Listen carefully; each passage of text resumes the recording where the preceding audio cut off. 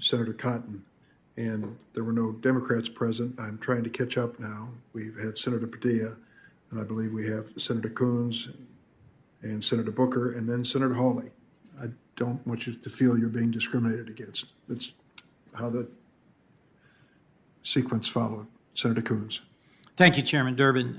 I just want to start by offering my deepest condolences to the families and loved ones of the victims of two horrible tragedies we've just seen this week in Atlanta and in Boulder, and to thank first responders, and in particular to mourn the loss of Officer Eric Talley, who by all accounts acted with the courage we expect of law enforcement, a father of 7 killed in the line of duty.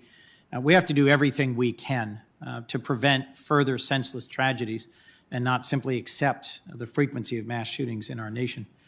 If I could, Ms. Thomas, one of the things that Senator Cornyn and I have done to try and make progress in keeping guns out of the hands of those who shouldn't be able to get them is we just reintroduced the NICS Denial Notification Act.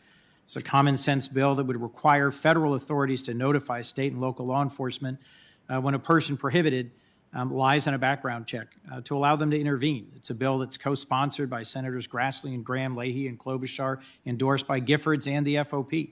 I appreciate that you highlighted that bill as well as Senators Durbin and Grassley earlier. Can you help explain why it's a critical warning sign when a person prohibited tries to buy a gun, fails their background check, and why timely notification of law enforcement might help save lives?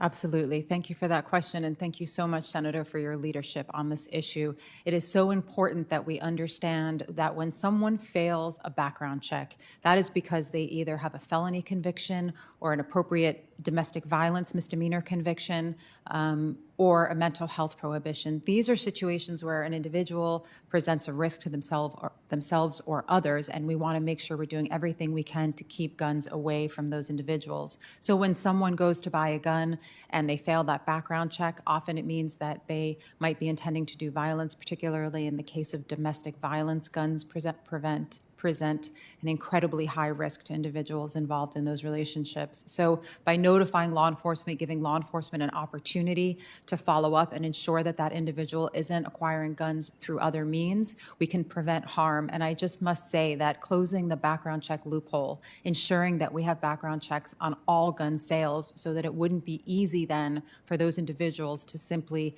go to an unlicensed seller to acquire a gun that they aren't able to get from a licensed gun dealer, would be an excellent addition to this kind of law, because it ensures that we're closing those opportunities for individuals who shouldn't have guns.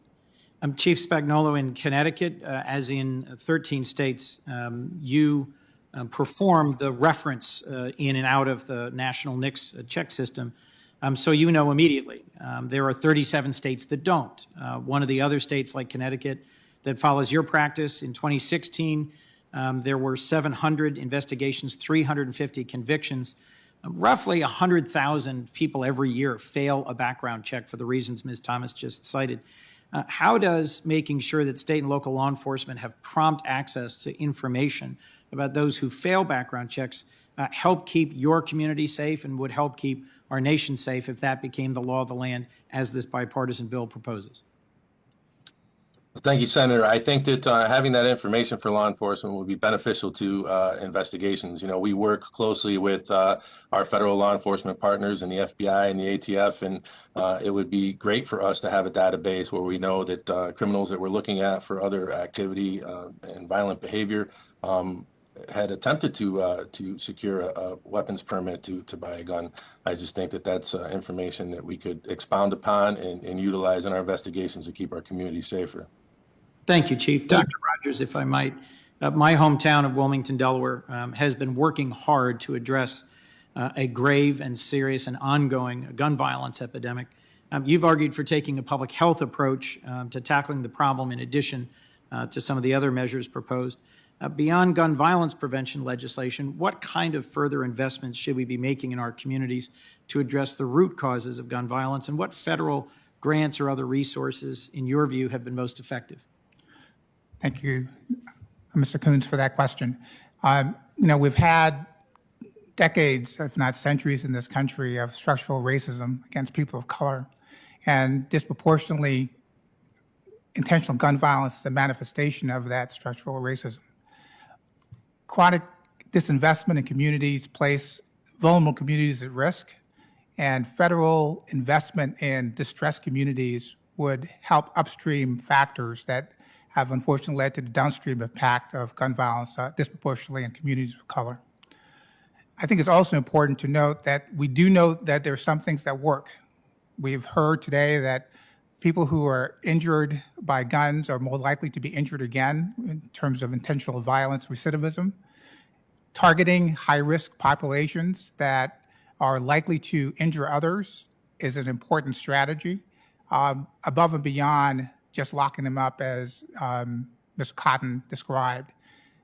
There are impacts on mental wellness that can be addressed through cognitive behavioral therapy and other proactive interventions to prevent a person who has shot someone from shooting someone else again.